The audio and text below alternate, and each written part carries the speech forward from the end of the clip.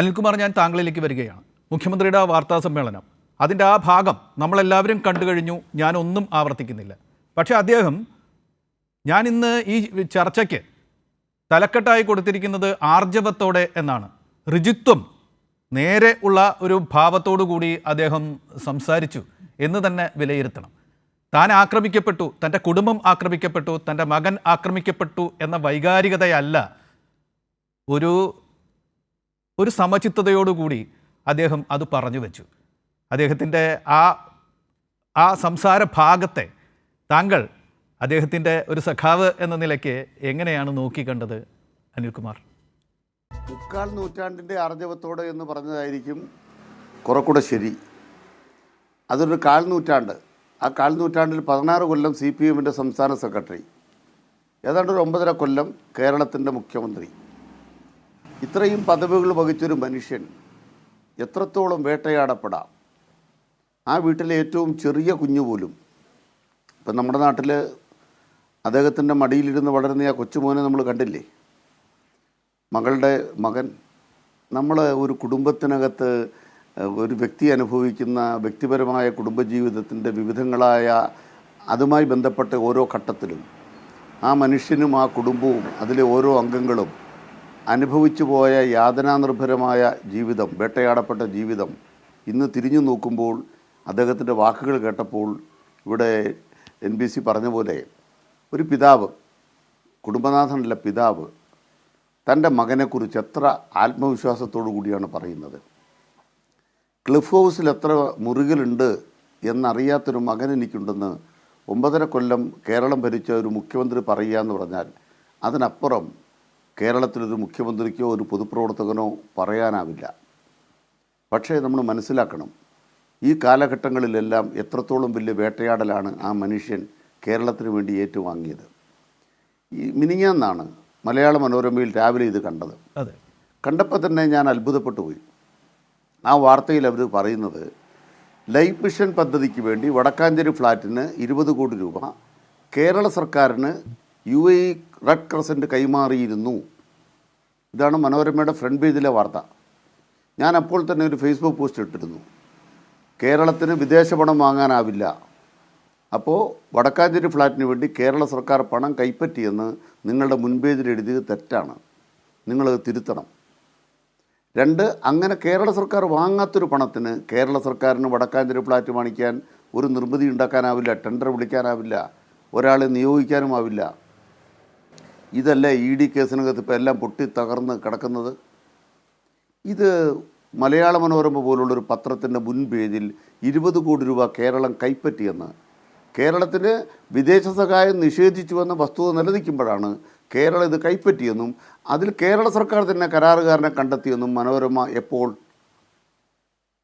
ഇത് യഥാർത്ഥത്തിൽ എത്ര ബോധപൂർവമാണ് നുണയുണ്ടാക്കുന്നത്. അവിടെ അവർ ഉറച്ചു നിൽക്കുന്നില്ല. അത്തരം മാധ്യമങ്ങൾ, ആ വിഭാഗം മാധ്യമങ്ങൾ അതിൽ ഉറച്ചു നിൽക്കുന്നില്ല. അവരിപ്പോൾ ഇത് ലാവ്ലിൻ കേസിൽ കൊടുത്ത ഒരു സമൻസാണ് എന്നൊരു ടിപ്പണി സ്വന്തം വാർത്തയ്ക്ക്, മറ്റത് നിഷേധിച്ചുകൊണ്ടല്ല, ഒരു ടിപ്പണി കൊടുത്തുകൊണ്ട് വന്നിരിക്കുകയാണ്. പരസ്പര വിരുദ്ധമായ 2 ടിപ്പണികൾ ഒരു ടിപ്പണിയായിട്ട് നിലനിൽക്കില്ല. പക്ഷേ ജനത്തിന്റെ ഓർമ്മയിൽ അവിശ്വാസം പ്രഖ്യാപിച്ചുകൊണ്ട് അങ്ങനെ പോകുന്നു. അടുത്ത ചോദ്യമുണ്ട്. ഈ ED എന്ന് പറയുന്നത് ഏറ്റവും നിലവാരം താഴ്ന്ന ഏജൻസിയാണെങ്കിലും Pinarayi Vijayan, son of Pinarayi Vijayan cliff house എന്ന് കൈപ്പടയിൽ എഴുതുമോ? ആരെങ്കിലും സമൻസിൽ കൈപ്പടയിൽ എഴുതുമോ? ഈ കൈപ്പടയിൽ എഴുതിയ ആരുടെ കൈപ്പടയാണ്? മാധ്യമപ്രവർത്തകരുടെ കൈപ്പടയാണ്. ഇതാണ് ഞാൻ കൃത്യമായിട്ട് മിനിയാന്ന് എഴുതിയ സാധനം. ഇത് മാധ്യമപ്രവർത്തകരുടെ കൈപ്പടയാണ്. ED എന്ന് പറയുന്നവർ കൈപ്പടയിൽ എഴുതുന്നത് ED ആണോ ഇന്ത്യ രാജ്യത്തുള്ളത്? അപ്പം നമ്മൾ മനസ്സിലാക്കേണ്ടത്, ഒരു വ്യാജം അവിടെ നിർമ്മിക്കപ്പെട്ടു. ഇന്ന് അതിനേക്കാൾ അത്ഭുതകരമായൊരു കാര്യം ഉണ്ടായി. ഇന്ന് മാതൃഭൂമിയുടെ ബ്രേക്കിംഗ് ആണ്. അപ്പോൾ എന്നോട് പെട്ടെന്ന് വിളിച്ചു ചോദിക്കുന്നു, പ്രതികരണം ചോദിക്കുന്നു. അവിടെയാണ് ലാവ്ലിൻ ബ്രേക്ക് ചെയ്യുന്നത്. അപ്പോൾ അതിൽ എന്നോടുള്ള ചോദ്യമാണ്, ലാവ്ലിൻ കമ്പനിയുടെ ഉടമയായ ഈ പറയുന്ന ദിലീപ് രാഹുലിൻ്റെ കയ്യിൽ നിന്നും മുഖ്യമന്ത്രിയുടെ മകൻ വിദ്യാഭ്യാസത്തിന് പണം വാങ്ങി, ഇതിനെക്കുറിച്ച് എന്താ പറയാനുള്ളത്? അപ്പം ഞാൻ ചോദിച്ചു, ലാവ്ലിൻ കമ്പനിയുടെ ഉടമ ഈ പറയുന്ന ദിലീപ് രാഹുലിനാണോ? അപ്പോഴാണ് അദ്ദേഹത്തിന് കൺഫ്യൂഷൻ ആയത്. അങ്ങനെയാണ് ആ ലാവ്ലിൻ കമ്പനിയുടെ ഉടമ ആ കേസിൽ പ്രതിയല്ലേ? CBI ആ കേസിൽ അയാളെ ചോദ്യം ചെയ്തിട്ടുണ്ടോ? അപ്പോൾ കൺഫ്യൂഷനായി. ഉടനെ ലേഖകൻ്റെ അടുത്തേക്ക് പോയി. ലേഖകൻ പറയുന്നു, ഉടമയല്ല കേട്ടോ, ഇടനിലക്കാരനാണ്. ആ ഇടനിലക്കാരനാണെന്ന് തെളിവെന്താ? CBI ചോദിച്ചോ? ഒരു CBI 3 കോടതിയിൽ എടുത്തെറിഞ്ഞ കാര്യമാണ് ഈ പറയണമെന്നുള്ള കാര്യം ഇവരാരെങ്കിലും ചർച്ച ചെയ്യുന്നുണ്ടോ? ആ എറിഞ്ഞ സാധനത്തിന് ഇങ്ങേറ്റത്തൊരു ദിലീപ് രാഘുലൻ, എന്നോ വന്നൊരു രാഘുലൻ, ഇത് ഇന്ന് തുടങ്ങിയതല്ല, പണ്ടേ വന്ന ആളാണ് അത് വെച്ചിട്ട് വാർത്തയുണ്ടാക്കുക. അത് ED ഉണ്ടാക്കിയ വാർത്തയല്ല കേട്ടോ, അത് ED ഉണ്ടാക്കിയ വാർത്തയല്ല, ഇന്ന് പിടിച്ചു നിൽക്കാൻ വേണ്ടി മാധ്യമങ്ങൾ ഉണ്ടാക്കിയ വാർത്തയാണ്. ഈ 2 വാർത്തയ്ക്കും കോൺഗ്രസ്സുകാർ ഒരുപോലെ ഇറങ്ങിത്തിരിക്കുകയാണ്. കോൺഗ്രസ്സുകാരുടെ കാലത്താണ് CBI അന്വേഷണം നടന്നത്. ആ CBI തന്നെയാണ് പൊട്ടിപ്പൊളിഞ്ഞു പോയത് മൻമോഹൻ സിംഗിൻ്റെ കാലത്ത്. UPA സർക്കാർ, ഒന്നാം UPAക്ക് കേരളത്തിലെ അല്ല ഇന്ത്യയിലെ ഇടതുപക്ഷം പിന്തുണ പ്രഖ്യാപിച്ചപ്പോൾ അതിൻ്റെ ആക്രമണം ഏറ്റുവാങ്ങി പിണറായി വിജയൻ. പിന്തുണ പിൻവലിച്ചു, പിണറായി വിജയനെ കേസ് പ്രതിയാക്കി. എന്നിട്ടോ ആ കോടതി വെറുതെ വിട്ട കേസിനകത്താണ് പച്ചക്കള്ളം. എത്ര കൊല്ലം കഴിഞ്ഞ് ഏതാ ഈ പറയുന്ന അന്നേ തന്നെ കേട്ടതായിട്ടാണ് ഈ പയ്യൻ ഒരു ഹോട്ടലിൽ പോയി ജോലി എടുക്കുന്നതിനെക്കുറിച്ച്. ഇദ്ദേഹത്തോടൊപ്പം ഹോട്ടലിൽ പോയി ജോലി എടുത്ത വേറൊരു പയ്യൻ്റെ പിതാവിൻ്റെ ഒരു ഓർമ്മക്കുറിപ്പ് ഇന്ന് ഞാൻ ഫേസ്ബുക്കിൽ കണ്ടു. എൻ്റെ മകൻ അവിടെ പോയി ബർമിംഗ്ഹാം സർവകലാശാല MBAക്ക് പഠിച്ചു.